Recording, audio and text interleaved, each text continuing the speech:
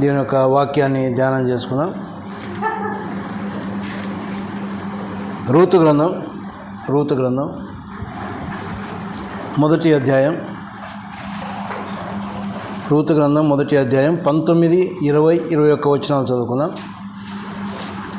Ruth గ్రంథం మొదటి అధ్యాయం 19, 20, 21 వచనాలు. వారు బెత్లెహేమునకు వచ్చినప్పుడు ఆ ఊరి వారందరూ వారి యొద్దకు గుంపు కూడి వచ్చి, ఈమె నయోమి గదా అని అనుకొనుచుండగా, ఆమె సర్వశక్తుడు నాకు చాలా దుఃఖము కలగజేసిన గనుక నన్ను నయోమి అనక మారా అనుడి. నేను సమృద్ధి గలదానని వెళ్ళి తిని యెహోవా నన్ను రిక్తురాలినిగా తిరిగి రాజేసెను. మీరు నన్ను నయోమి అని పిలవనేలా, యెహోవా నా మీద విరుద్ధముగా సాక్ష్యం పలికెను, సర్వశక్తుడు నన్ను బాధపరచును అని వారితో చెప్పాను. చిన్న మాట ప్రార్థన చేసుకున్నాం. కృపా కనికరములు కలిగిన మా పరలోకపు తండ్రి, గొప్ప దేవ, మీ ఘనమైన శ్రేష్టమైన నామానికి స్తోత్రాలు చెల్లిస్తూ ఉన్నాం. ప్రభువా, ఆరాధన అంతట్లో మీరు ఉన్నారు, మీకు స్తోత్రాలు. వాక్యం దగ్గరకు వచ్చాము నాయన. మీ గ్రంథంలో నుంచి మీరు ఇచ్చిన తలంపు మేరకు 3 వచనాలు చదువుకున్నాం. వాటిని ఆశీర్వదించి దయచేయండి. కన్నులెత్తి మీ వైపు చూస్తూ ఉన్నాం. మీ సహాయం కొరకై ప్రార్థన చేస్తూ ఉన్నాం. నిలబడినటువంటి నన్ను మీరు మరుగు చేయండి, మీ ఆత్మచేత నింపండి. మా అందరికీ అవసరమైనటువంటి మాటలు మీరు అందించి మా ఆత్మీయ జీవితాలను పురికొల్పమని మా ప్రభువును రక్షకుడైన యేసుక్రీస్తు పేరట ప్రార్థించి వేడుకుంటున్నాం తండ్రి, ఆమేన్. నేను ఆరాధన ప్రారంభం కాకముందు తమరాజపల్లె కుమారక్క గురించి అనుకున్నాను. 2 వారాలు రాలేదు కదా, మళ్ళీ నేను కూడా దర్శించలేకపోయాను. ఈ లోపల వచ్చారు సుధీర్తో పాటు. సుధీర్ మళ్ళీ ఒక కొత్త వ్యక్తిని పిలుచుకొని వచ్చాడు, వాళ్ళ చెల్లెని పిలుచుకొని వచ్చినాడు. ఇంకొక తమ్ముడు ఉన్నాడు, ఈసారి తమ్ముడిని పిలుచుకొని వస్తాడు. తర్వాత వాళ్ళ అమ్మ నాయన ఉన్నారు, వాళ్ళని పిలుచుకొని రావాలి. ఎందుకంటే ఆయనకు దొరికిన ఆనందం అది, అందుకోసమే చెల్లిని పిలుచుకొని వచ్చినాడు. మనకి ఎవరికి ఆనందం దొరకడం లేదు కాబట్టి మనం ఎవరిని పిలుచుకురాలేకపోతా ఉన్నాం.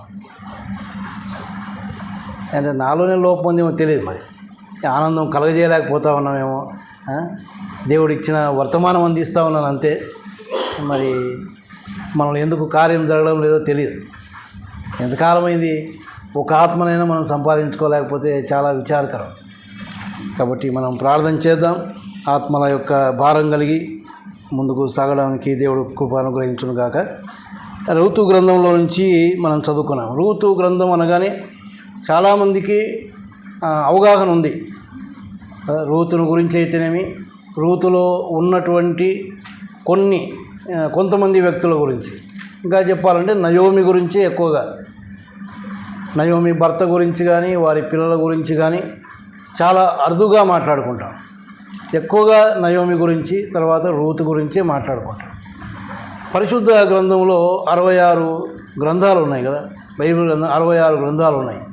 ఈ 66 గ్రంథాల్లో కూడా 2 గ్రంథాలు లేక 2 పుస్తకాలు స్త్రీల పేర్ల మీద ఉన్నాయి. అందులో ఒకటి రూతు, రెండవది ఎస్తేరు.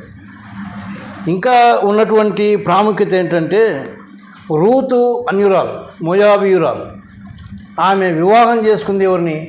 బోయజును వివాహం చేసుకుంది. ముందున్నవాడు కూడా మరి నయోమి కుమారుడే, వారు కూడా ఇశ్రాయేలులే, దేవుని పిల్లలే. మరి యూదుడైనటువంటి బోయజును పెళ్లి చేసుకుంది. ఎస్తేరు విషయంలో ఎస్తేరు యూదురాలు, కానీ ఎవరిని చేసుకుంది?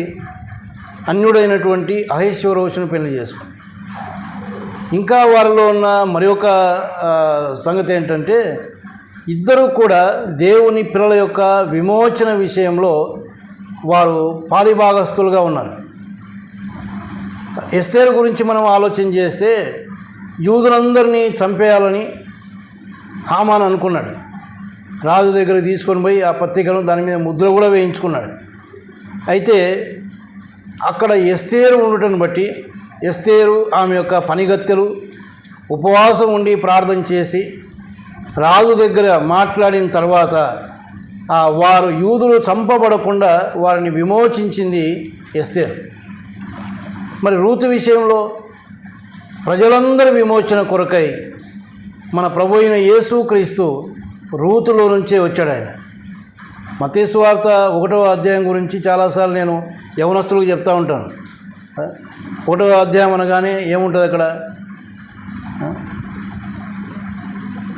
అబ్రాహాము కుమారుడైన దావీదు కుమారుడైన యేసుక్రీస్తు వంశావళి. తర్వాత అబ్రాహాం ఇస్సాకును కనెను, ఇస్సాకు యాకోబును కనెను కనెను అనేసరికి మనకు కొద్దిసేపటికి ఇంకా ఏం చదువుతావులే అని కిందికి వెళ్ళిపోతాం. కానీ అందులో కూడా కొన్ని దాగి ఉన్నాయి. ఈ మత్తయి సువార్త ఆయన యొక్క వంశావళిలో 4 స్త్రీల ప్రస్తావన ఉంది. అది నేను చెప్పను కానీ మీరే ఆలోచన చేసుకోండి. యవనస్తులు కూడా ఒకసారి చెప్పాను నేను. ఆ 4లో ఒకరు రూతు. మరి రూతు ఎవరు? అన్యురాలు. అయినప్పటికీ ప్రజల యొక్క విమోచన కొరకై యేసు ప్రభు అయితే ఈ లోకానికి వచ్చాడో ఆయన ఈ రూతులో నుంచే వచ్చాడు. ఆయన ఆ వంశావళిలో రూతు పేరు చేర్చబడింది. కాబట్టి వీరిద్దరికీ చాలా పోలికలు ఉన్నాయి. చాలా విషయాల్లో వీరు ప్రత్యేకంగా కనబడతారు. బైబిల్లో చాలా చోట్ల స్త్రీల యొక్క ప్రస్తావన మనం చూస్తాం. స్త్రీల యొక్క ప్రాధాన్యత. యేసు ప్రభు వారు లేచినప్పుడు కూడా మొట్టమొదట వెళ్ళింది మగ్దలేనే మరియా. అంటే వారికి అంత ఆసక్తి ఉంది.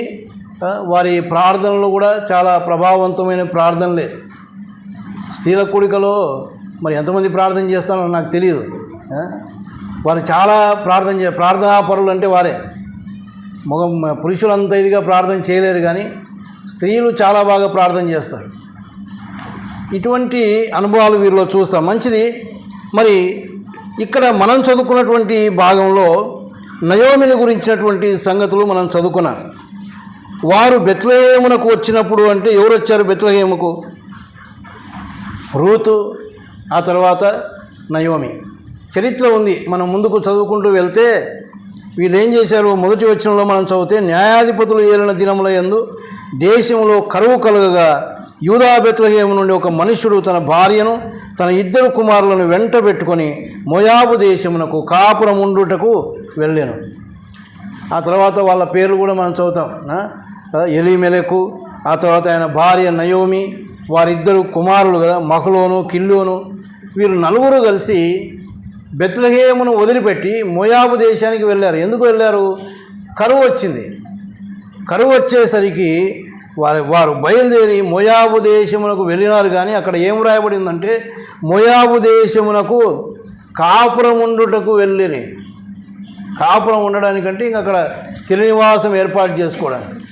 బెత్లెహేము అంటే రొట్టెల ఇల్లు, అది దేవుని యొక్క నివాస స్థలం. మరి యేసు ప్రభు వారు జన్మించింది కూడా బెత్లెహేములోనే. మరి అటువంటి అందులో దేవుని యొక్క పిల్లలు ఉన్నటువంటి స్థలం. అటువంటి స్థలాన్ని వదిలిపెట్టి మోయాబు దేశం అంటే ఎవరి మోయాబు? ఆదికాండము 19వ వచనంలో 19వ అధ్యాయంలో మనం చూస్తే లోతును గురించిన సంగతులు మనం చదువుతాం. లోతు 2 కుమార్తెలు. వారి 2 కుమార్తెలు కూడా మరి తన యొక్క తండ్రి ద్వారా వారు గర్భవతులయ్యారు. ఆ మొదటి కూతురు కుమారుడే మోయాబు. ఆ మోయాబు నుంచి పుట్టిన వారే మోయాబీయులు. వారి గురించి దేవుడు ఏమని రాశాడంటే, చూడండి ఒక మాట, ద్వితీయోపదేశకాండం 23వ అధ్యాయంలో, ద్వితీయోపదేశకాండం 23వ అధ్యాయం 3వ వచనం, అమ్మోనీయుడే కానీ మోయాబీయుడే కానీ యెహోవా సమాజంలో చేరకూడదు, వారిలో 10వ తరము వారైనను ఎన్నడూను యెహోవా సమాజంలో చేరకూడదు. వారు చేసినటువంటి ఆ భయంకరమైనటువంటి దేవునికి ఇష్టము కాని కార్యాన్ని బట్టి దేవుడు అమ్మోనీయులు కానీ మోయాబీయులు కానీ యెహోవా సమాజంలో చేరకూడదు. దేవుని యొక్క మందిరంలో లేక దేవుని బిడ్డలతో చేరకుండా వారిని వెలివేసినటువంటి పరిస్థితి అక్కడ మనం చూస్తాం. అంటే దేవుడే వారిని ఇష్టపడలేదు. అటువంటి వారి దగ్గరికి, అటువంటి వారు ఉన్నటువంటి దేశానికి వీరు వెళ్తూ ఉన్నారు. వెళ్తున్నది ఎవరు? దేవుని పిల్లలు. రొట్టెల ఇల్లు వదిలిపెట్టి ఎందుకు వెళ్తూ ఉన్నారు? కారణం ఏంటి? కరువు వస్తూ ఉంది అని. కరువు రాదా దేవుని పిల్లలకు? కరువు ఎందుకు పంపిస్తాడు దేవుడు? కరువు ఎందుకు పంపిస్తాడంటే ఆయన సన్నిధికి రావడానికి, ఆయనకు సమీపంగా వెళ్ళడానికి. కరువు వచ్చింది పారిపోవడానికి కాదు. కరువు వచ్చింది దిగజారిపోవడానికి కాదు, ఆత్మీయులైనటువంటి వారి జీవితములలో కరువు ఆయనకు సమీపంగా రావడానికి, కష్టం వస్తే ఆయనకు సమీపంగా రావడానికి, ఆయన హత్తుకొని జీవించడానికి. ఇంకా మనం చదివితే ఆమె ఒక మాట ఏమంటుందంటే ఇక్కడ, నేను సమృద్ధి గలదాననే వెళ్తిని అంటుంది. అంటే వారు అక్కడి నుంచి వెళ్ళేటప్పటికి వారు సమృద్ధిగా ఉన్నారు, వాళ్ళకేం కొదవలేదు. కానీ భయపడినారు. ఏమని? కరువు వచ్చింది కాబట్టి ఇంకొచ్చే కొద్ది మా పరిస్థితి ఎట్లుంటుంది, ఇప్పటికైతే బాగానే ఉంది, సమృద్ధిగా ఉన్నాం, మొత్తం అయిపోయినాక ఏం చేయాలి మళ్ళీ అంటే చాలా తెలివిగా వారి సొంత ఆలోచనలు చేసి వదిలిపెట్టి వెళ్ళింది ఎక్కడికి? మోయాబు దేశానికి వెళ్ళారు. పోనీ కొంతకాలం ఉండి వచ్చేద్దాం అనుకుంటున్నారా? కాపురం ఉండుటకు వెళ్ళి అక్కడే ఉందామని వెళ్ళిపోయారు. మరి దేవుడు అప్పుడే ఆపేయచ్చు వారిని. కొన్నిసార్లు దేవుడు ఎప్పుడు మనల్ని ఆటంకపరచడు, మనం వెళ్తూ ఉంటే మనల్ని వదిలిపెడతాడు. ప్రియమైన వాళ్ళారా, వీరు కూడా వెళ్ళిపోయారు. సమృద్ధి ఉంది కానీ, సమృద్ధి ఉండగానే ఎందుకైనా మంచిది అనుకున్నారేమో, వెళ్ళిపోయారు. పోనీ వెళ్ళిపోయిన తర్వాత ఏమైంది? వెళ్ళిపోయిన కొంతకాలానికే నయోమి భర్త చనిపోయాడు, ఇంటి యజమానుడు చనిపోయాడు. సరే, అప్పటికైనా ఏం ఆలోచించాలి వీళ్ళు? ఎందుకు ఇట్లా జరిగిందా, మనం మళ్ళీ వెనక్కిపోతే మంచిదేమో, ఏం ఆలోచించలేదు. ఆమె ఏం చేసింది తెలుసా? వారిద్దరికి పెళ్లి చేసింది, ఇద్దరు కుమారులకు కూడా పెళ్లి చేసింది. వెళ్ళరాని చోటికి వెళ్ళింది, చేయరాని పెళ్ళిళ్ళు కూడా చేసింది. మోయాబీయులు అన్యులు, వారికి వారి పిల్లల్ని ఇవ్వవలసిన అవసరం లేదు, కానీ ఇచ్చేసింది. వారిని పెళ్లి ఇంకా కాపురం ఉండడానికే వెళ్ళిపోయారు. అక్కడే స్థిర నివాసం ఏర్పాటు చేసుకోవాలనుకున్నారు, పెళ్ళిళ్ళు కూడా చేసింది. దేవుడు కనికరం కలిగిన వాడు, చాలా సమయం ఇచ్చాడు వారికి. దాదాపుగా 10 సంవత్సరాలు గడిచిపోయింది వారు అక్కడికి వెళ్ళి. 10 సంవత్సరాల తర్వాత ఇద్దరు కుమారులు కూడా చనిపోయారు. కానీ అప్పుడు కూడా ఆమెకేమీ జ్ఞాపకం వచ్చినట్టు అనిపించలేదు. అక్కడ ఒక మాట వినింది చూడండి, 6వ వచనంలో, మొదటి అధ్యాయం 6వ వచనంలో, వారికి ఆహారం ఇచ్చుటకు యెహోవా తన జనులను దర్శించనని మోయాబు దేశంలో వినను గనుక మోయాబు దేశం విడిచి వెళ్ళుటకై ఆమెయు ఆమె కోడండ్రును ప్రయాణమయ్యాయి. ఎప్పుడు ప్రయాణమైనరు? దేవుడు బెత్లెహేములో ఆహారం ఇచ్చినాడు, ఇప్పుడు బాగుంది అక్కడ బాగుంది కాబట్టి పోదాం, ఎట్లయినా సరే దేవుడు నాకు ఇంత నష్టం కలుగజేసినాడే, నేను చేసిన దాన్ని బట్టి కదా ఈ నష్టం, కాబట్టి వెళ్ళిపోదాం అనుకోవడం లేదు. అక్కడ ఆహారం ఇచ్చినాడు, ఇప్పుడు ఆహారం ఉంది, అక్కడ అన్నీ బాగున్నాయి కాబట్టి పోదాం అని బయలుదేరింది. ఆమెకు ఎప్పుడు అర్థమైందో చూడండి. ఇందాక మనం చదువుకున్నాం 19వ వచనంలో, వారు బెత్లెహేమునకు వచ్చినప్పుడు, ఆ తర్వాత చాలా సంగతులు జరిగాయి. బయలుదేరినప్పుడు ఇద్దరు కోడల్లో ఒక కోడలేమో సగం దూరం వచ్చినాక ముద్దు పెట్టి వెళ్ళిపోయింది, రూతు మాత్రం ఈమెను హత్తుకొని వచ్చింది. ఆ సందర్భం మనకు, ఆ అంశం మనకు అవసరం లేదు కనుక నేను దాన్ని వివరించడం లేదు. సరే, వీరిద్దరు రూతు నయోమి ఇద్దరు వచ్చారు. వారు బెత్లెహేమునకు వచ్చినప్పుడు ఆ ఊరి వారందరూ వారి యొద్దకు గుంపు కూడి వచ్చి, ఈమె నయోమి కదా అని అనుకుంటూ ఉన్నారు. వీళ్ళిద్దరు వచ్చేసరికి దాదాపుగా 10 సంవత్సరాలు దాటిపోయింది. ఇప్పుడు వచ్చిండ్రు నయోమి రూతు ఇద్దరు. రూతు వాళ్ళకి తెలియదు, నయోమి మాత్రం బాగా తెలుసు కాబట్టి ఈమె నయోమి కదా అని అనుకుంటా ఉన్నారు. ఆ కింది వచనం చదివితే మనకు అర్థమవుతుంది. ఆమె ఏమంటా ఉంది? ఆమె సర్వశక్తుడు నాకు చాలా దుఃఖము కలుగజేసిన కనుక నన్ను నయోమి అనక, నన్ను నయోమి అని ఎందుకంటారు? నయోమి అని వారు ఎందుకన్నారు? నయోమి అంటే మధురం అని చూస్తాం కదా, మధురంగా ఉన్నింది వారు అక్కడ ఉన్నప్పుడు. ఆమె జీవితం చాలా మధురంగా ఉంది. భర్తతో, ఇద్దరు కుమారులతో దేవుడు ఆశీర్వదించి సమృద్ధి కలిగి ఉన్నింది. వాటన్నిటిని బట్టి ఆమె మధురమైనటువంటి జీవితం జీవిస్తూ ఉంది కనుక వారందరూ గుంపు కూడా వచ్చారు. వచ్చి ఈమె నయోమి కదా అని అంటా ఉంటే ఆమె ఏమంటా ఉంది? సర్వశక్తుడు నాకు చాలా దుఃఖము కలగజేశాను. ఎవరు దుఃఖం కలగజేసినాడు? సర్వశక్తుడు దుఃఖం కలగజేసినాడు అంటా ఉంది. సర్వశక్తుడు దుఃఖం కలగజేసేవాడా? చూడండి, విలాప వాక్యంలోనికి వద్దాం. ఇర్మియా గ్రంథం తర్వాత ఉంటుంది విలాప వాక్యములు 3వ అధ్యాయం 33వ వచనంలో, హృదయపూర్వకముగా ఆయన నరులకు విచారమునైనను బాధనైనను కలగజేయడు. హృదయపూర్వకంగా ఆయన ఎప్పుడే కానీ నరులకు విచారం కలగజేయడు, బాధను కూడా కలగజేయడు అని మనం చూస్తూ ఉన్నాం. ఆయన ఎప్పుడు అలా చేసేవాడు కాదు ఆయన. కానీ ఆమె ఏమంటా ఉంది? సర్వశక్తుడు నాకు బాధ కలగజేసెను. మరి ఎక్కడి నుంచి వచ్చింది ఈ బాధ ఈమెకు? దేవుడేమో కలగజేసేవాడు కాదు. ఈమెనేమో అంటా ఉంది సర్వశక్తుడు నాకు బాధ కలగజేసినాడు అని. మరి ఎక్కడి నుంచి వచ్చింది ఈ బాధ? చూడండి, ఇర్మియా గ్రంథంలో ఒక మాట చూద్దాం. ఇర్మియా గ్రంథం 2వ అధ్యాయం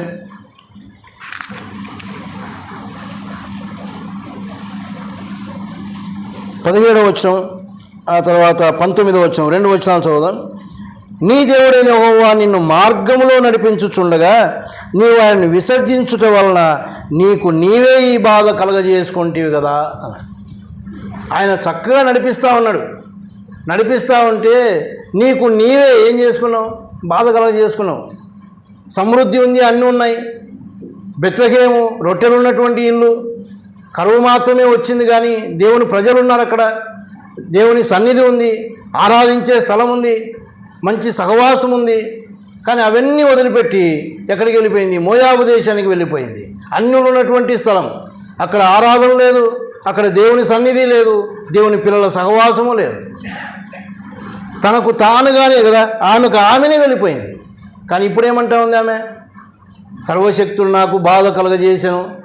ఎందుకు? ఆయన ఊరికే దొరికినాడు మనకు కదా. ఏమనంటే దేవుడు ఏం దేవుళ్ళేనా, నేను ఎంత బాగా ప్రార్థన చేసుకుంటానా, రాత్రి అంతా ప్రార్థన చేస్తానా, నాకేనా ఈ సమస్యలు? ఆయన మనకు ఊరికేనే దొరికినాడు. ఏమైనా ఖర్చు పెట్టి వచ్చినాడు ఆయన. ఆయన్నే మనకు స్వరక్తం ఇచ్చి మనం సంపాదించుకున్నాడు, కానీ మనమేం ఖర్చు పెడతా ఉన్నాం ఆయన కోసం? మనకు అసలు ఆయన సన్నిధికి రావడానికి కూడా కష్టమే మనకు. ఆయన కోసం ఏమీ చేయం మనం. ఆయన కోసం ఏం భారం తీసుకోవడం లేదు, ఏం చేయడం లేదు మనం. అయినా ఆయన మీదనే పడతాం. ఎందుకంటే ఆయన ఏమండు కాబట్టి కదా. ఆయన మనకు కనపడ్డు. ఆయన ఏమండు? దయగలిగిన వాడు, కరుణ కలిగిన వాడు. ఏమన్నా ఊరికనే ఉంటాడు పాపం. ఈమెంట ఉంది సర్వశక్తుడు నాకు బాధ కలగజేసిండు. కానీ బాధ ఈమె కలగజేసి నీకు నీవే ఆయన మార్గంలో నడిపించుచుండగా నీవు ఆయనను విసర్జించుట వలన నీకు నీవే బాధ కలగజేసుకుంటేవి కదా. ఇంకా 19వ వచనంలో అంటాడు, నీ దేవుడైన యెహోవాను విసర్జించుటయు నీకు నా యెడల భయభక్తులు లేకుండుటయు బాధకును శ్రమకును కారణమగును. ఆయనను విసర్జించింది. ఆయన అంటే భయము లేదు, భక్తి లేదు. దేవుడు అంటే మనకు భయం ఉందా, భక్తి ఉందా? చాలాసార్లు చెప్తాం, చాలా భయం అన్నా నాకు దేవుడు అంటే. దేవుడు అంటే భయం, దేవుడు అంటే భక్తి. మరి ఏం చేస్తా ఉన్నాం? భయం అంటే ఏం చేయాలా? భయం ఉంటే ఆయన మాటలు వినాలా.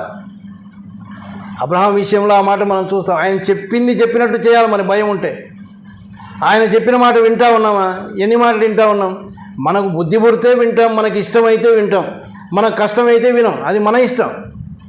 కానీ ఆయన చెప్పింది చెప్పినట్టు వినగలిగితేనే ఆయన అంటే మనకు భయం ఉన్నట్టు. మరి భక్తి జీవితం అంటే ఏంటి? ఇహలోక మాలిన్యం మనకు అంటుకోకుండా చూసుకో. పరిశుద్ధమైనటువంటి జీవితం మనం జీవించాలా. దేవుని సన్నిధిని మనం ప్రేమించాలా. ఇవన్నీ ఉంటే భక్తి కలిగినటువంటి జీవితం. ఆ భయభక్తులు లేకుండా పోవటను బట్టే మనగానే బాధ కొని తెచ్చుకుంటా ఉన్నాం అంతే. ఆయన్ను పక్కన పెట్టేసి దేవునితో ఉండకుండా, దేవుని సన్నిధిని కోరుకోకుండా. నేను మళ్ళీ జ్ఞాపకం చేయాలనుకొని మర్చిపోయాను. కుటుంబ ప్రార్థనలు ప్రారంభించాం. ఈ మధ్య నేను వెళ్ళడం లేదు. మధ్యలో ఎప్పుడన్నా పోదాంలే అనుకున్నా. మరి ఎంతమంది కుటుంబాల్లో కుటుంబ ప్రార్థన జరుగుతున్నాయో మీకే తెలుసు. నేను ఎప్పుడు చేతులు ఎత్తమనను, ఎప్పుడు అడగను నేను, మీకే తెలుసు. మరి జరగకపోతే ఏంది? నష్టం ఏంటి అంటే మీకే నష్టం. ఆయన మార్గమును నీకు నీవే వదిలిపెట్టి బాధ కలుగజేసుకుంటే ఎవరేం చేయగలరు? ఎవరేం చేయలేరు. ఆయన యందు భయభక్తులు విడిచిపెట్టి నీకు నువ్వే బాధ కలుగజేసుకుంటే ఎవరు దానికి బాధ్యులు కాదు. ప్రేమైన వాళ్ళారా, నయోమి ఆమెనే లేక వారి భర్త ఉన్నప్పుడు పోయేటప్పుడు వాళ్ళే కలుగజేసుకున్నారు. దేవుడు ఏం చెప్పలేదు, నాయన కరువు వచ్చింది వెళ్ళిపోండి, ఇంకా ఎక్కడన్నా మంచి దేశం ఉంటే చూసుకోండి, పోయి అక్కడనే కాపురం ఉండండి ఆయన చెప్పలేదు. దేవుని పిల్లలకు శ్రమలు వస్తాయి, దేవుని పిల్లలకు కష్టాలు వస్తాయి. అవన్నీ మనం ఆయనకు సమీపంగా రావడానికే, మనం ఇంకా ఆయన యొక్క సారూప్యంలోనికి మారడానికే పంపిస్తాడు, కానీ నువ్వు విడిచిపెట్టి పారిపోవడానికి మాత్రం కాదు. కానీ దేవుని సన్నిధిని వదిలిపెట్టి వెళ్ళిపోయింది. తనకు తానుగానే బాధలు తెచ్చుకుంది. ఇప్పుడు ఏమంటా ఉంది ఆమె? నన్ను నయోమి అని ఎందుకు పిలుస్తారు? నన్ను మారా అని పిలవండి. మారా అంటే చేదు. ఎవరన్నా కోరుకుంటారాక? మధురం అని పిలిస్తే ఎట్లుంటుంది, చేదు అని పిలిస్తే ఎట్లుంటుంది? మధురం అని పిలవడానికి ఇష్టపడతారు, కానీ చేదు అని పిలిపించుకోవడానికి ఎవరు ఇష్టపడరు. ఈ మధ్య కాలంలోనే ఎబ్బేజుని గురించి ధ్యానం చేశాం. ఎబ్బేజును కన్నప్పుడు ఆమె నేను వేదనతో కంటిని కనుక ఆయనకు ఎబ్బేజు అని పేరు పెట్టింది. ఎబ్బేజు అంటే వేదన. మరి వేదన అని పిలుచుకోవడానికి ఎవరు ఇష్టపడరు. అయితే ఆయన అందరూ వేదన అని పిలుస్తున్నా కూడా ఆయన మాత్రం ఎవరికి వేదన కలిగించలేదు. తల్లికి వేదన కలిగించలేదు, దేవునికి వేదన కలిగించలేదు. భక్తి కలిగినటువంటి జీవితం జీవించాడు, క్లుప్తమైన ప్రార్థన చేశాడు. ఆయన ప్రార్థనలో ఉన్నటువంటి దాన్ని బట్టి దేవుడు ఆయన ప్రార్థనను అంగీకరించాడు. కాబట్టి మారా అంటే చేదు అని పిలువబడడానికి ఎవ్వరు కూడా ఇష్టపడరు. కానీ ఆమె అంటా ఉంది. ఎందుకంటే ఈమెకు బెత్లెహేముకు వచ్చిన తర్వాత దేవుని సన్నిధికి వచ్చినాక అర్థమైంది, నేను నయోమిని కాదు, నా జీవితం ఇప్పుడు మధురమైంది కాదు, నేను ఇప్పుడు చేదైపోయాను. నేను దేవుణ్ణి వదిలిపెట్టేసి దేవునికి దూరం అయిపోయి మధురమైన నా జీవితాన్ని నేనే పాడు చేసుకున్నాను, నాకుగా నేనే పాడు చేసుకున్నాను. ఇప్పుడు ఆమె పశ్చాత్తాపడతాను. నన్ను నయోమిని పిలవద్దు, నేను మధురమైన దాన్ని కాదు, నేను మారాను. ఆ పిలుచుకోవడానికి ఆమె ఇప్పుడు ఇష్టపడతాను. ప్రేమైన వాళ్ళారా, దేవుడు మధురమైన జీవితం అనిపించాడు. ఆయన నమ్ముకున్నాక మధురమైన జీవితం మనకిచ్చాడు. కాపాడుకుంటూ ఉన్నామా? ఆయనను విసర్జించి ఆయన యందు భయభక్తులు మానేసి మనకుగా మనమేనే చేదు అనుభవాలను తెచ్చుకుంటూ ఉన్నామా? నష్టాన్ని తెచ్చుకుంటూ ఉన్నామా? పరీక్ష చేసుకుందాం. నయోమి మనకు ఒక ఉదాహరణ.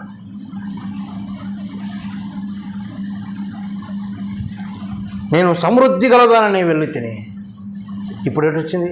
రిక్తురాలుగా వచ్చాను. నేను పోయినప్పుడు భర్త పిల్లలు ఎంత సంతోషంగా వెళ్ళింది, వెళ్ళరాని చోటికి వెళ్ళింది. అందుకోసమే నష్టాన్ని కొని తెచ్చుకుంది. దేవుణ్ణి విసర్జించింది, దేవుని సన్నిధిని పక్కన పెట్టేసింది. నాకు వద్దులే అనుకుందేమో. చాలాసార్లు మనం చేసేది ఇదే, నిర్లక్ష్యం. దేవుడు అంటే నిర్లక్ష్యం, దేవుని సన్నిధి అంటే నిర్లక్ష్యం. సమయం ఉన్నా రాము, సమయం ఉన్న ఆయన సన్నిధిని పట్టించుకో. కుటుంబంలో ప్రార్థన చేసుకుంటూ ఉన్నామా? చాలాసార్లు కుటుంబ ప్రార్థన అంటే నేను వ్యక్తిగతంగా చేసుకుంటున్నాను అంటాం. వ్యక్తిగత ప్రార్థన మంచిదే, కుటుంబ ప్రార్థన అవసరం. పిల్లల్ని పిలుచుకోవాలి, కూర్చోబెట్టుకోవాలి. కుటుంబంగా ప్రార్థన చేస్తే వారు భయభక్తుల్లో పెరుగుతారు. ప్రేమైన వాళ్ళరా, మన పిల్లలు భయభక్తుల్లో పెరగడం లేదు. మీరు ఎంతవరకు చూస్తూ ఉన్నారో నాకు తెలియదు. మన పిల్లలు భయభక్తుల్లో పెరగడం లేదు. చాలా విచారకరం. ఎందుకు భయభక్తుల్లో పెరగడం లేదు అంటే మనకు కుటుంబ ప్రార్థనలు లేవు. వాళ్ళని కూర్చోబెట్టడం లేదు, మనం వారికి నేర్పించడం లేదు. మనం దేవుడు ఖచ్చితంగా లెక్క అడుగుతాడు. ఖచ్చితంగా దేవుడు లెక్క అడుగుతాడు. వాళ్ళని అడుగుతూ ఉన్నామా? పొద్దున్న లేచిన తర్వాత, నాయన బైబిల్ చదువుకున్నావరా, ప్రార్థన చేసుకున్నావా అని అడుగుతూ ఉన్నామా? అసలు ఎంతమంది చదువుతూ ఉన్నారు బైబిల్ తెలుసా మీకు? మరి మన జీవితాలు మధురంగా ఉండాలంటే ఉంటాయా? ఆయన్ను విసర్జించి ఆయన్ను పక్కన పెట్టి భయభక్తులు లేకుండా జీవిస్తా మనకు మధురమైన జీవితాలు కావాలంటే ఉండవు. ప్రేమైన వాళ్ళారా, ఆనాడు నయోమి దుఃఖపడి అంటా ఉంది, నన్ను నయోమిని పిలవద్దు, నన్ను మారా అని పిలవండి. తప్పిపోయిన కుమారుని గురించి కూడా మనకు తెలుసు. ఎవరు బొమ్మన్నారా? ఆయన ఎవరన్నా బొమ్మన్నారా? తండ్రి ఏమన్నా పోరా అన్నాడా? తండ్రి పో అనలేదు. చిన్న కుమారుడే వచ్చి నా ఆస్తి నాకు పంచిపెట్టిన ఆయన అన్నాడు. సరే, అడిగినాడు కదా కుమారుడు, పంచిపెట్టినాడు, తీసుకున్నాడు. ఆ ఆస్తులన్నీ అమ్ముకున్నాడు, డబ్బు సమకూర్చుకున్నాడు. నిన్న కూడా జ్ఞాపకం చేశాడు, కోలకొండలో దూర దేశానికి వెళ్ళిపోయాడు. ఇంకా తండ్రి కనపడని దూరానికి వెళ్ళిపోయాడు. ఆయన ఈయన వద్దు, ఈయన సహవాసం వద్దు, ఎక్కడ వెళ్ళిపోదాం దూరంగా అనుకుని దూరంగా వెళ్ళిపోయాడు. ఉన్నదంతా ఖర్చు చేసుకున్నాడు, అంత అయిపోయింది. ఇప్పుడు ఇంకా అప్పుడు పని కోసం వెళ్తే ఎవడు పని ఇవ్వకపోతే చివరికి ఒకడు పందులు కాసేటటువంటి ఒక పని ఇస్తే ఆ పందుల పొట్టైనా తిందాం అనుకున్నాడు. అప్పుడేమొచ్చింది ఆయనకు? అప్పుడు బుద్ధి వచ్చింది. దేవుడు బుద్ధి తీసుకొని వస్తాడు, కానీ ఆయన చేతిలో పడుట బహుభయంకరం. ఆయన చేతిలో పడితే మాత్రం చాలా కష్టం. అందుకే దేవుడు హెచ్చరిస్తూ ఉండగానే చక్క చేసుకున్నాం. మన జీవితాల్లో లోటుపాట్లు ఉంటే చక్క చేసుకున్నాం. ఆయనందరి భయభక్తులు కలిగి మనం జీవిద్దాం. ఆ తప్పిపోయినటువంటి కుమారుడు దూరంగా వెళ్ళిపోయి అన్నీ పోగొట్టుకొని తిరిగా తండ్రి దగ్గరికి వస్తూ ఉన్నాడు. మాటలు సిద్ధపరచుకొని వస్తూ ఉన్నాడు. తండ్రి, నేను నీకు విరోధంగాను దేవునికి విరోధంగా నేను పాపం చేశాను. నీ కుమారుని అనిపించుకోవడానికి నేను యోగ్యుని కాదు. నిన్ను నీ సేవకులు ఒకనిగా పెట్టుకో అని వస్తూ ఉన్నాడు. తండ్రి అవన్నీ వినలేదు.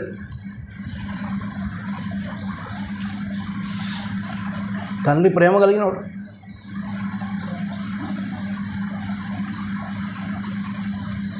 ఏరా నీకు ఇప్పుడు వచ్చిందా బుద్ధి అన్నాడా? అనలే. పో అక్కడే ఉండిపో అన్నాడా? మనమైతే అంటాం కదా, మనమైతే మనకు పిల్లలంటే ముద్దు ముద్దు అంటాం, కానీ మన పిల్లలు అట్లా చేస్తే చూడండి, ఏరా ఇప్పుడు వచ్చిందా నీకు బుద్ధి, పో ఆడనే ఉండిపోరా, పందులు కాసుకోపోరా.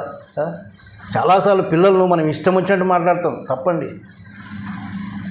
పిల్లలను ఇష్టం వచ్చినప్పుడు ఎప్పుడు మాట్లాడద్దు. నేను ఇంతకుముందు ఒకసారి చెప్పాను, యేసన్న గారు వాక్యం చెప్తూ, ఒక సహోదరి ఎప్పుడు వాళ్ళ ఇంటికి వెళ్ళేవాడంట. ఆయన ఉన్నటువంటి భర్త చనిపోయినాడు. భర్త చనిపోయినాక ఒకసారి మళ్ళీ ఆ ఊరికి వెళ్ళినప్పుడు వాళ్ళతో పాటు ఇంకో సహోదరిని పిలుచుకొని వెళ్ళాడంట. ఆమె ఆన్ని ఎదురుకొచ్చి దిగిపోతా ఉంటే రోడ్డు మీదనే ఓ అని ఏడుస్తూ ఉందంట. ఎందుకమ్మా ఏడుస్తావు? ఏడ్చొద్దమ్మా, పక్కన ఎవరైనా చూస్తే ఏమన్నా అనుకుంటారు, ఏడ్చొద్దమ్మా అంటే, అయ్యో లేదు, నేను చాలా తప్పు చేశానయ్యా, నేను పాపం చేశానయ్యా, ఏడుస్తూ ఉందంట. ఏడ్చొద్దమ్మా అని ఇంటికి పిలిచిపోయి, ఏం చేసినావమ్మా అంటే, అయ్యా నేను నా కుమారుని గాడిదే అన్నానయ్యా. మనం ఎన్నిసార్లు అన్నాం లేదండి? ఎన్నిసార్లు అన్నాంలే. దేవుడు గాడిదని ఇచ్చాడు మనకు. దేవుడు చక్కటి పిల్లలు మనకిస్తే వాళ్ళని ఇష్టం వచ్చేట్టు మాట్లాడతాం మనం.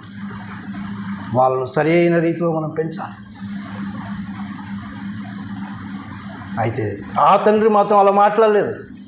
వస్తే దూరం నుండి చూచినాడు. కుమారుడు వస్తా ఉంటే పరిగెత్తుకొని పోయి కౌగలించుకొని ముద్దు పెడతా.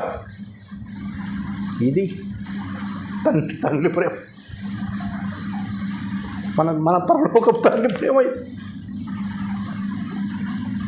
మనం ఎంత తప్పు చేసినా, ఎంత ఘోరమైన పాపం చేసినా, తండ్రి అయిన ఆయన దగ్గరకు వస్తే ఖర్చుకొని ముద్దు పెడతాడు ఆయన. అవేవి జ్ఞాపకం చేసుకోడు. కుమారుడు చెప్పే మాటలు వినడం లేదు. నేను నీ దాసునిగా ఉంటానంటే వినడం లేదు ఆయన. నా దగ్గరకు వచ్చావు సార్, యువానికి ఉంగరం పెట్టండి, చెప్పులు తొడిగించండి, బట్టలు మార్చండి, ఆయన ఇవ్వవలసిన ఘనత ఆయన ఇస్తాడు. మనం ఆయన దగ్గరికి వెళ్ళాలి. ప్రేమైన వాళ్ళారా, నయోమి అంటా ఉంది, నన్ను నయోమి అని పిలవద్దు, నన్ను మారా అని పిలవండి. ఎందుకంటే సర్వశక్తుడు నాకు దుఃఖం కలగజేశాడు అంటా ఉంది. వాస్తవానికి ఆయన ఎప్పుడు దుఃఖాన్ని కలగజేసేవాడు కాదు, ఆయన ఎప్పుడు బాధ పెట్టేవాడు కాదు. అయితే ఆమె పోగొట్టుకున్నది ఏంటో ఎప్పుడు అర్థమైంది అంటే, బెత్లెహేముకు వచ్చిన తర్వాత. ఎందుకు మందిరానికి రండి ఎందుకు చెప్తా ఉన్నాం? మందిరానికి వస్తే మన లోపాలు అర్థమవుతాయి. మందిరానికి వస్తే మన స్థితి ఏమిటో అర్థమవుతుంది. దేవుడు మనతో మాట్లాడతాడు, మనలో కార్యం జరిగిస్తాడు ఆయన. బెత్లెహేముకు వచ్చేంత వరకు ఆమెకు తెలీదు. ఆమె అదే జీవితంలోనే ఉంది. అక్కడి నుంచి ఎందుకు వచ్చింది? నేను బెత్లెహేముకు వెళ్ళాలి అన్న ఆశతో రాలేదామె. అక్కడ ఆహారం ఇచ్చాడు దేవుడు అని విని వచ్చిందే కానీ, నేను మళ్ళీ నా దేశానికి వెళ్ళాలి, అక్కడ దేవుని పిల్లలు ఉన్నారు, దేవుని సహవాసం ఉంది అని ఆశించి రాలేదు. ఏ విధము చేతనైనా సరే దేవుని మందిరానికి వస్తే, కొన్నిసార్లు మందిరానికి రాము, ఏమక్క లేక ఏమన్నా రాలేదంటే మనసు బాగాలేదన్నా అంట కదా. మరి మనసు బాగాలేకపోతే ఇంట్లో ఉంటే మనకు మనసునేమో దొరుకుతుందా? దొరకదు. ఒకరి తల్లి వారిని ఆదరించినట్లు నేను వారిని ఆదరిస్తాను. ఎక్కడ ఆదరిస్తాడు? యెరూషలేములోనే నేను వారిని ఆదరిస్తాను. యెరూషలేము దేవుని మందిరానికి వస్తే ఆదరించబడతాం, కానీ అక్కడ ఉంటే అంతే. ఇంకా ఆలోచన చేసి ఈరోజు చాలామంది ఈ దినాల్లో ఊరేసుకుని చచ్చిపోతూ ఉన్నారు కదా. ఎందుకు? ఆలోచన చేసి ఏం చేయాలనో దిక్కు తెలక ఊరేసుకుని చచ్చిపోతూ ఉన్నారు. మనం కూడా అంతే. మనకు ఎన్ని బాధలు ఉన్నా, ఎన్ని కష్టాలు ఉన్నా, దేవుని మందిరానికి వస్తే దేవుడు ఆదరిస్తాడు, దేవుడు నెమ్మదిస్తాడు. కానీ ఇంట్లో కూర్చొని ఆలోచన చేస్తే మన గతులు ఏం బాగుపడవు. అందుకే మనం బెత్లెహేముకు, దేవుని సన్నిధికి రావాలి, రొట్టెల ఇంటికి రావాలి, ఆహారం ఉండే ఇంటికి రావాలి. ఆమె అక్కడికి వచ్చిన తర్వాతనే ఆమె అంటా ఉంది, వాళ్ళందరూ వచ్చారు కదా, గుంపు కూడా వచ్చారు, ఈమె నయోమి కదా అంటే వారికి ఆ పాత జీవితం గుర్తొచ్చింది. అప్పుడు ఎంత బాగుండింది ఈమె, బాగా పాటలు పాడేది, బాగా ప్రార్థన చేసేది, ఎప్పుడు మందిరానికి వచ్చేది, అందరికంటే ముందు వచ్చి కూర్చుండేది. ఇప్పుడు ఏమైంది? కనపడడం లేదు, పాట పాడదు, ప్రార్థన చేయదు, ఏమీ లేదు. ఆ పాత జీవితాన్ని వారు జ్ఞాపకం చేస్తూ ఉంటే అప్పుడు మనసులో గాయమవుతూ ఉంది. అవును కదా, నేను ఎంత బాగున్నాను ఇక్కడ, దేవుని పిల్లలు చూడండి ఎంత బాగా వచ్చారని పలకరిస్తూ ఉన్నారు. ఇంత మంచి సహవాసాన్ని నేను వదిలిపెట్టుకొని వెళ్ళిపోయానా? ఇప్పుడు దుఃఖమవుతా ఉంది. నన్ను నయోమిని పిలవద్దు, నేను ఆ నయోమిని కాదు, నేను మారా, నేను చేదైన దాన్ని, నేను అన్నీ పోగొట్టుకున్నా.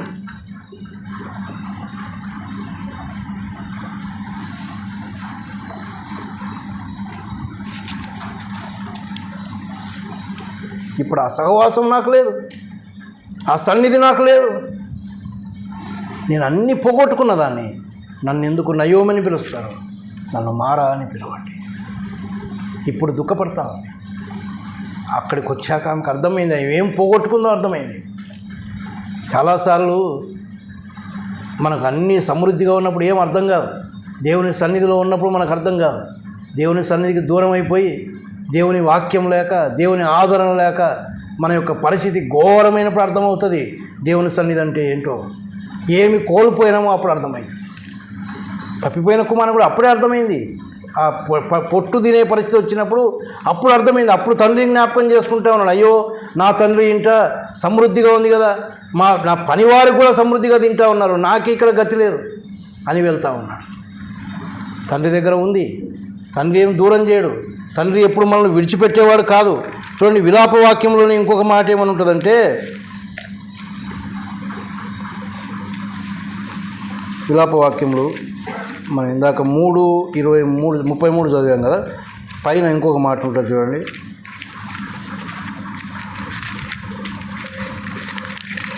32 వచనం లేక 31-32. ప్రభువు సర్వకాలము విన్నాడు, ఆయన బాధ పెట్టినను తన కృపా సమృద్ధిని బట్టి జాలిపడును. ఆయన ఎప్పుడు విడిచిపెట్టేవాడు కాదు, ఇంకా పోనీలే అని విడిచిపెట్టేవాడు కాదు. ఆయన ఆరాధనలో మనం జ్ఞాపకం చేసుకున్నాం, దేవుడు తన యొక్క స్వరూపంలో మానవుని సృజించుకుంటే వాడు పాపం చేసి దేవునికి దూరం అయిపోయాడు. మరి విడిచిపెట్టాడా దేవుడు? తిరుగా ఆయనే దిగి వచ్చి ఆయనే ప్రాణం పెట్టి తిరుగా మనం అక్కడ ఆయన ఉండే స్థలంలో మనం ఉండాలి అంటే తను తానే బలియాగమైపోయినాడు. ఆయన ఎప్పుడు విడిచిపెట్టేవాడు కాదు. కిందేమన్నాడు, ఆయన బాధ పెట్టినను తన కృపా సమృద్ధిని బట్టి జాలి పడేవాడు. ఆయన మళ్ళీ జాలి పడతాడు. ఒక్కోసారి మనం చేసే పనులను బట్టి మనల్ని గద్దిస్తాడు, మనల్ని శిక్షిస్తాడు, కానీ తిరుగా జాలి పడేది కూడా ఆయనే. తండ్రి తన కుమారుల జాలి పడినట్లు ఆయన జాలి పడతాడు. ఈ నయోమి పట్ల జాలి పడ్డాడు ఆయన. ఆ నయోమికి ఎంత ధన్యత ఇచ్చాడు. ఇప్పుడు తన కోడలు రూతు ద్వారా బోయజుని వివాహం చేసుకుంది. ఆ యొక్క సంతానంలో నుంచే యేసు ప్రభు జన్మించాడు. ఎంత ధన్యత ఆమె కలిగింది. అయితే ఎప్పుడు దొరికింది? ఎప్పుడైతే తన యొక్క స్థితిని అర్థం చేసుకుందాం, తన పాత జీవితం ఎప్పుడైతే తప్పిపోయిన జీవితాన్ని జ్ఞాపకం చేసుకొని నన్ను నయోమి అనొద్దు, నన్ను మారా అని పిలవండి అని తనను తాను అక్కడ తగ్గించుకొని తన యొక్క తప్పును తెలుసుకుందో అప్పుడు దేవుడు ఆమెను ఆశీర్వదించాడు. మనం ఉన్న చోటున ఉంటే దేవుడు ఆశీర్వదించాడు. మన తప్పును మనం దేవుని దగ్గర ఒప్పుకుంటేనే మనల్ని ఆశీర్వదిస్తాడు. ఆయన మధురమైన జీవితాన్ని మారాగా మార్చేవాడు కాదు, కానీ చేదైన జీవితాన్ని మధురంగా మార్చేవాడు ఆయన. ఇశ్రాయేలీయులు ఐగుప్తు నుంచి ప్రయాణమే వెళ్తూ ఉన్నారు, అరణ్య మార్గంలో ఉన్నారు. ఆ ఎర్ర సముద్రం దాటిన తర్వాత అరణ్యంలో వెళ్తూ ఉంటే నీళ్ళు లేవు, వాళ్ళకు నీళ్ళ కోసం బాధపడుతూ ఉంటే నీళ్ళు ఉండినటువంటి ఒక స్థలానికి వచ్చారు. మారా అనే ప్రదేశానికి వచ్చారు. అంటే చేదైనటువంటి ఆ ప్రదేశం. అక్కడ నీళ్ళు ఉన్నాయి, కానీ ఎట్లున్నాయి? చేదుగా ఉన్నాయి నీళ్ళు. మళ్ళీ మోషే మీద కొనుగుతూ ఉన్నారు, నీళ్ళు చేదుగా ఉన్నాయి. అప్పుడు దేవుణ్ణి ప్రార్థిస్తే ఇదిగో అక్కడ ఒక చెట్టు చూపించాడు. ఆ చెట్టును తీసి నీళ్ళు వేస్తే అదేమైంది? మధురంగా మారినాయి. మారాను మధురంగా మార్చాడే తప్ప మధురమైనటువంటి జీవితాన్ని చేదు జీవితంగా ఎప్పుడైనా మార్చేవాడు కాదు. నశించిన దాన్ని వెదకి రక్షించుటకు మనిషి కుమారుడు ఈ లోకానికి వచ్చాడు.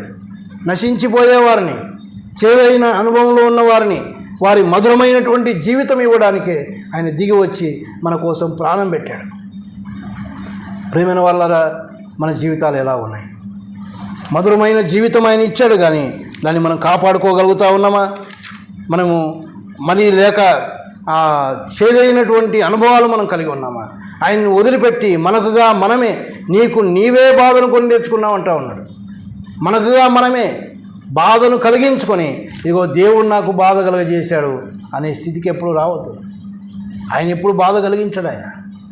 ఆయన ఎప్పుడు మరి హృదయపూర్వకంగా మనల్ని బాధ పెట్టేవాడు కాదు. ఆయన మనల్ని ఆ బాధల నుంచి తప్పించడానికి ఆయన బాధపడినాడు, కానీ సిలువలో మనల్ని బాధపడడానికి ఆయన ఇష్టపడలేదు.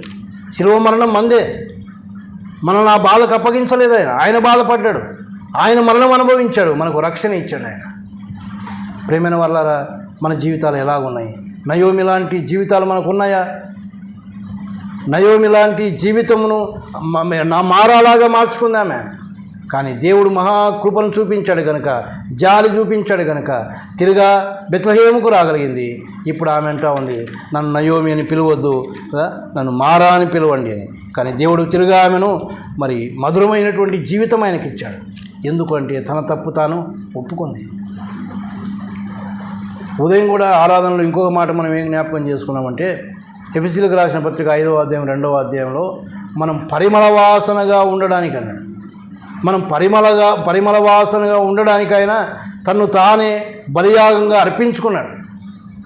మరి అంటే మనం మంచి సువాసన కలిగిన వారంగా ఉండాలి, మధురమైనటువంటి జీవితాలు మనం కలిగి ఉండాలి. మనల్ని ఎప్పుడే కానీ తలగా ఉంచుతాను అన్నాడు, కానీ తోకగా ఉంచుతాను అనలేదు ఆయన.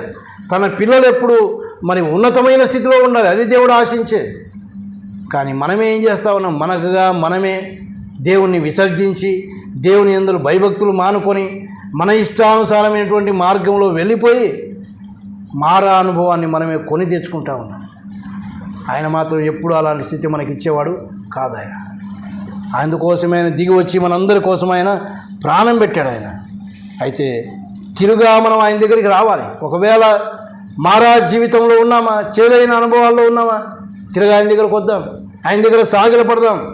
ప్రభువా, నాకుగా నేనే కొని తెచ్చుకున్నాను ఆయన ఈ బాధను, నాకుగా నేనే నిన్ను విసర్జించాను ప్రభువా, నాకుగా నేనే భయభక్తులు మానేశాను ఆయన, నన్ను క్షమించు ప్రభువా. ఆయన దగ్గరకు వస్తే ఆయన దీవిస్తాడు.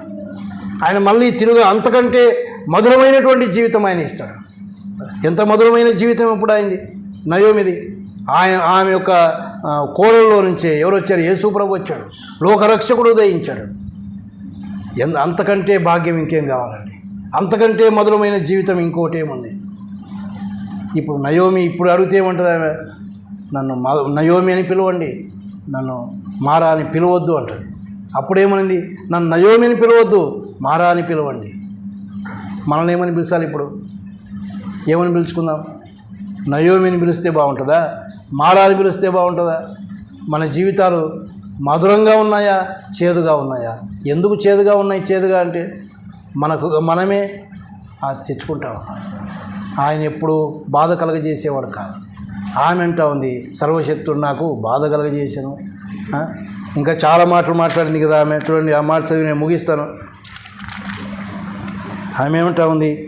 నేను యెహోవా నా మీద విరుద్ధముగా సాక్ష్యం పలికాను, సర్వశక్తుడు నన్ను బాధపరిచాను. ఆయన విరుద్ధంగా సాక్ష్యం పలికినాడు, ఆయన బాధపరిచినాడు, ఆయన దుఃఖం కలగజేసినాడు. ఆయన దుఃఖం కలగజేశాడా? కాదు. వీళ్ళే వెళ్ళిపోయినారు. కానీ దేవుడు సమయం ఇచ్చాడు. పోయిన కొంతకాలానికి భర్త చనిపోయిండు కదా, అప్పుడైనా ఏమర్థం కావాలా? నేను ఎక్కడో తప్పు చేశాను, నేను వెనక్కి మలుకుంటే మంచిది అని అనుకోవాలా? పోలే. ఏమవుతుంది కదా, మనం కూడా ఇంతే. ఏమవుతుందిలే, కొన్ని రోజులు అంతే కదా, మళ్ళీ అన్నీ సర్దుకుంటాయి. ఒక్కడు కాదు, 2 కుమారులు పోయినారు. అప్పుడు కూడా ఆమెకు బుద్ధి రాలేదని చెప్పాలి. ఎప్పుడొచ్చింది? బెత్లెహేములో ఆహారం ఉంది అని తెలిసినాక అప్పుడు అనుకుంది పోదామని. కానీ అక్కడికి వచ్చిన తర్వాత తన తప్పేంటో తను అర్థం చేసుకుంది, పశ్చాత్తాపడింది. నన్ను నయోమి అని పిలవద్దు, నన్ను అంటే తన తప్పును తాను నేరుగా యథార్థంగా ఒప్పుకుంటా ఉంది. ఇప్పుడు నా జీవితం నయోమి జీవితం కాదమ్మా, నేను దాన్ని పోగొట్టుకున్నాను. ఇప్పుడు నేను మధురమైన జీవితంలో లేను, నేను పాపంలో పడిపోయాను అని నువ్వు ఒప్పుకోగలిగితే దేవుడు నీకు మధురమైన జీవితం ఇస్తాడు. చాలా మధురమైన జీవితం, అంతకంటే మధురమైన జీవితం, ఒక ఉన్నతమైన స్థితి దేవుడు మనకిస్తాడు. మనల్ని, మన కుటుంబాలను దేవుడు హెచ్చిస్తాడు. అయితే మధురమైన జీవితాలు చేదుగా మారకముందే మనం ఏం చేయాలి? ఆయన సన్నిధికి రావాలి. ఆయన దగ్గరకు వచ్చి తగ్గించుకొని యథార్థమైన మనసుతో ఒప్పుకోగలిగితే, ఉన్నది ఉన్నట్టుగా మన జీవితాన్ని ఆయన దగ్గర పెడితే, ఆయనకు అప్పగించుకుంటే ఆయన మన జీవితాలను చెక్కుతాడు. ఒక మంచి ఆయన శిల్పకారుడు. ఆయన సారూప్యంలోనికి మనల్ని మార్చుకుంటాడు. మరి ఈ మధ్యాహ్న కాల సమయంలో ఆలోచన చేసుకుందాం. ఎంతమంది మీ చేదైన అనుభవాల్లో ఉన్నామో తెలియదు. ఆయన మనతోనే మాట్లాడుతూ ఉన్నాడు. నన్ను నయోమి అని పిలవద్దు, మధురమైన జీవితాన్ని నేను కోల్పోయాను, చేదైన అనుభవం నాది అని ప్రభువా నాకు తిరుగా దయచేయి. మనం ప్రభు నమ్ముకున్న కొత్త దినాలు మనం జ్ఞాపకం చేసుకున్నాం. ఎంత మధురంగా ఉన్నామో మనకే తెలుసు, ఎంత సంతోషంగా ఉన్నామో మనకే తెలుసు. ఇప్పుడుందా సంతోషం? ఇప్పుడు సంతోషంగా ఉన్నామా? మన ఇంటిలో సంతోషం ఉందా? ఎందుకు పోయింది సంతోషం? ఎక్కడ పోగొట్టుకున్నాం? ఆయన పాదాలు పడదాం, పశ్చాత్తాపడదాం. ప్రభువా మారా జీవితంలో నేను ఉన్నాను నాయన, నా జీవితాన్ని మధురంగా మార్చు అని అడిగితే జీవితాలు మారుస్తాడు. కనుక ఆయన పాదాల దగ్గరకు వచ్చి సాగిలపడదాం. ఆయన దగ్గర మన స్థితిని ఒప్పుకుందాం, మన జీవితాలను మధురంగా మార్చుకుందాం. దేవుడి కొద్ది వాక్యాన్ని దీవించును గాక.